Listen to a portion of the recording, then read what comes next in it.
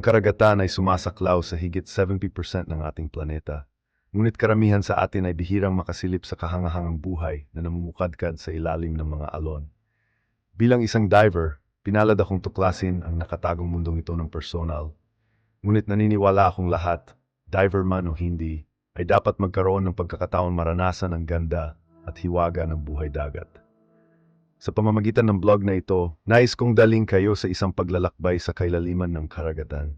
Ipapakita ang mga kamanghamanghang nilalang at makukulay na mga ekosistem na nagpapaiba sa ating planeta. Ang mahika ng coral reefs. Isipin mong pumasok ka sa isang hardin na kasing lawak ng abot tanaw. Ngunit sa halip ng mga bulaklak, ito'y puno ng mga korales na iba't ibang hugis at kulay. Ang mga coral reef ay madalas tawaging rainforests ng dagat dahil sa kanilang napakahusay na biodiversity. Ang mga ito ay parang mga lungsod sa ilalim ng tubig, tahanan ng libu-libong mga species, mula sa maliliit na makukulay na isda hanggang sa mga mararangyang pawikan. Ang mga coral reef ay buhay na mga estruktura na binubuo ng maliliit na nilalang na tinatawag na polyps. Sila ang bumubuo ng isang masigla at masasiglang kapaligiran kung saan ang buhay ay namumukadkad. Ang pagmamasid sa isang coral reef ay parang nasasaksihan ng isang napakagandang sayaw, kung saan ang mga isda ay naglalanguyan sa pagitan ng mga korales. Ang mga anemona ay sumasabay sa agos, at paminsan-minsan ay makakakita ka ng mas malaking mandaragit na dumaraan. Nung bata pa ako, ang karagatan ay isang lugar ng hiwaga at takot para sa akin. Lumaki akong pinagmumultuhan ng mga imahe ng malalaking pating mula sa pelikulang Jaws. Ang pag-iisip tungkol sa kung ano ang maaring nagkukubli sa ilalim ng mga alon ay labis na nakakatakot para sa akin. Naalala ko pa ang pagtayo sa tabing dagat, nakatingin sa malawak na asul na kalawakan, habang nararamdaman ko ang buhol ng pagkabalisa na humihigpit sa aking tiyan.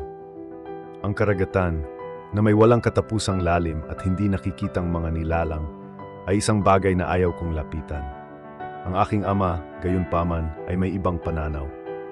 Mahal niya ang karagatan at nakita ang aking takot bilang isang bagay na kailangang malampasan.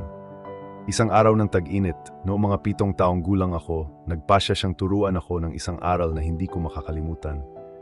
Walang anumang babala, binuhat niya ako at inihagis sa mababaw na bahagi ng tubig sa isang dalampasigan malapit sa aming. Naalala ko pa ang pagkabigla nang bumagsak ako sa tubig, ang pagtaas ng aking pagkataranta habang pinipilit kong makahanap ng balanse.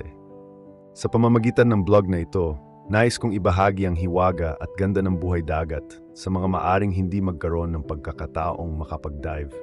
Ang karagatan ay malawak, misteryoso at napakagandang lugar at naniniwala akong karapat-dapat na maranasan ito ng lahat, kahit na mula sa ginhawa ng kanilang sariling tahanan. Maging sa pamamagitan ng mga video, larawan o kwento, inaanyayahan ko kayong sumama sa akin sa paglalakbay na ito patungo sa kailaliman. Sama-sama nating tuklasin ang mga kababalaghan ng karagatan, pahalagahan ang kagandahan nito, at gumawa ng mga hakbang upang maprotektahan ito para sa mga susunod na henerasyon.